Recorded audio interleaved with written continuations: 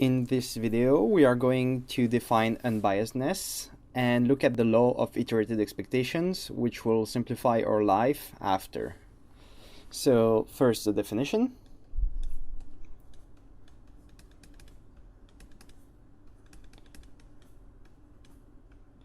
If you have some estimators, let's say beta 0 hat and beta 1 hat, we say that they are unbiased if the expected value of the estimator, so expected value of beta 0 hat, is the real beta 0, the value you're looking for, and same for beta 1 hat. The expected value of beta 1 hat is the real beta 1. This is the main criterion to choose an estimator. So if we have an estimator and let's say the value we are looking for is, for instance, beta 1, our estimator should be not too far from it, but on average, so if we look at the distribution, it should be beta 1. So let's say for one of the sample we get beta 1 hat here, beta 1 hat 1. For another sample we get beta 1 here,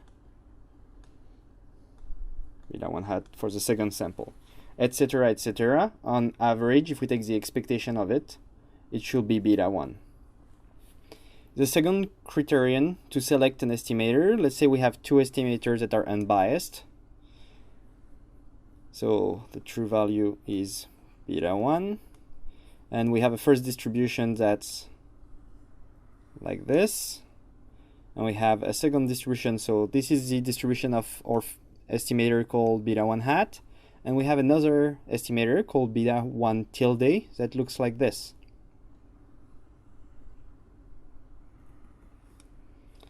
So we see that the variance of beta 1 tilde is smaller than beta 1 hat. So we would say it's a better estimator.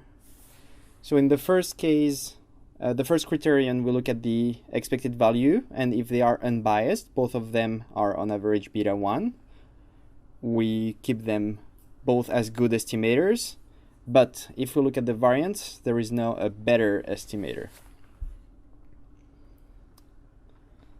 Let's move on to the law of iterated expectations.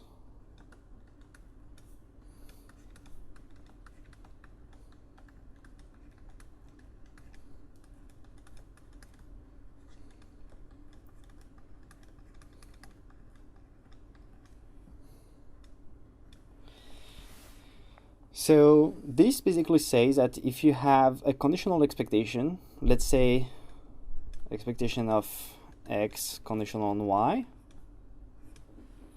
and you're looking for the unconditional expectation, so just the expectation of x, well, all you have to do is take the expectation of that, and that will be expectation of x.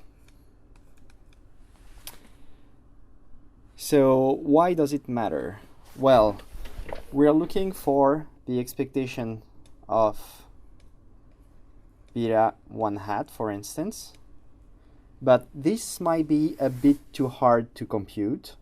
So instead we are looking to have the expectation of beta 1 hat conditional in x. Now if we find this value and we take the expectation of this, not conditional on x, we'll find the expected value of beta 1 hat.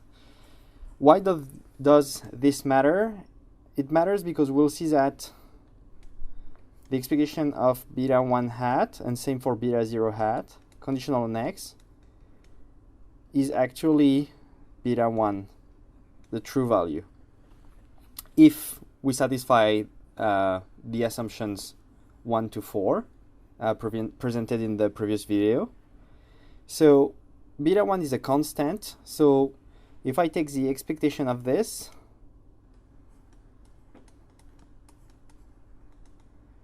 not conditional on x, so the big expectation around the small one, I will have the expectation of a constant, beta 1. What is this? Well, it's just beta 1. And on the other side, by the law of iterated expectation, we'll have the expectation of beta 1 hat. And this is what we're looking for. So to show, let me summarize this. To show that expectation of beta 1 hat is beta 1, so that's unbiasedness.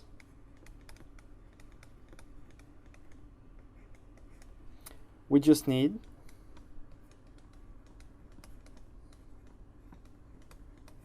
to show that the expectation of beta 1 hat conditional on x is actually beta 1.